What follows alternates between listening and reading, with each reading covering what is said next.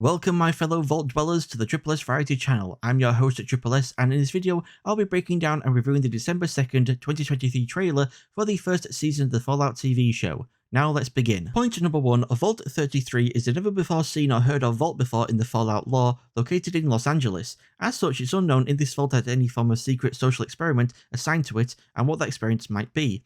We can only speculate, which I will do later on in the video. Point number 2, well, judging from her bloody lip and this body on the floor, it's immediately apparent that Lucy had to force her way out of Vault 33. Either this person tried to stop her from leaving because she didn't have permission to, or it was someone who just didn't want her to go and tried to force her to stay. Point number 3, I love Lucy gets startled by a tumbleweed rolling past her because, of course, being born and raised in a vault, she's never seen a tumbleweed before and would be wary of one just casually rolling past her.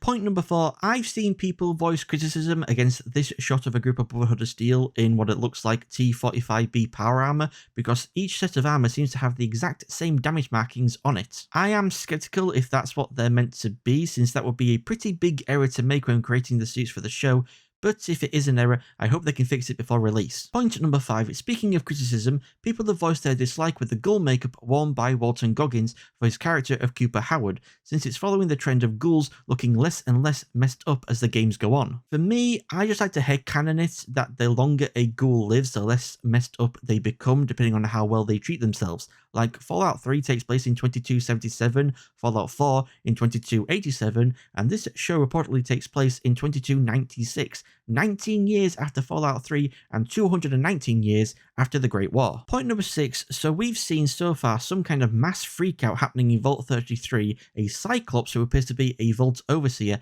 and a guy looking through a window at Lucy looking all upset. I'm going to go over each of these but in reverse order.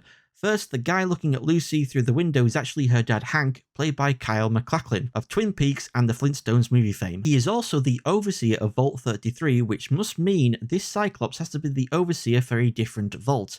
Now, it is weird for a vault to have a Cyclops, a mutated human, as an Overseer, but I'm willing to bet it probably has something to do with whatever the experiment is that is happening within the vault. If you somehow don't know about vault experiments, Vault 101, the one you start in Fallout 3, had the experiment where it was meant to be closed indefinitely with an Overseer that had complete authority over everything. Vault 111, the one you go into at the start of Fallout 4, had the experiment of studying cryogenically frozen people, and Vault 21 in New Vegas had the experiment where every dispute had to be resolved through gambling and games of chance. We don't know what experiment Vault 33 is meant to be carrying out, or if it even has one assigned to it, since some vaults didn't, like Vault 76 in Fallout 76, but if there is an experiment going on within Vault 33, that's probably what's causing the riot we see happening. Point number 7, throughout this trailer we've seen several staple Fallout creatures. Radroaches, a dog, a Yaoguai, but here we see something possibly new, a kind of giant gecko slash axolotl looking monster with a mouthful of human looking fingers. Now this could just be a new creature,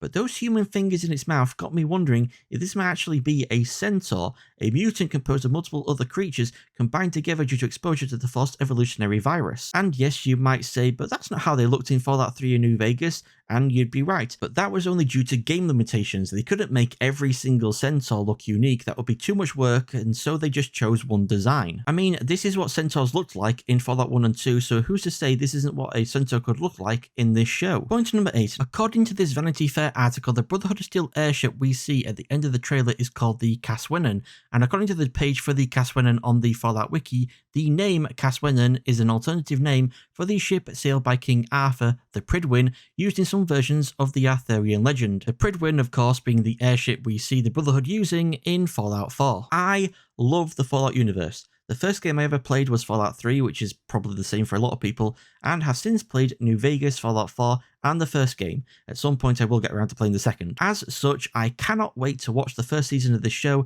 and to see the new places they are going to take the lore, the story, and the Fallout universe. Thank you all so much for tuning in to the Triple S Variety channel. Why not leave a comment below pointing out anything I missed but you noticed? I would love to hear from you all. I've been Triple S, you've all been amazing, and I shall see you all in the next video.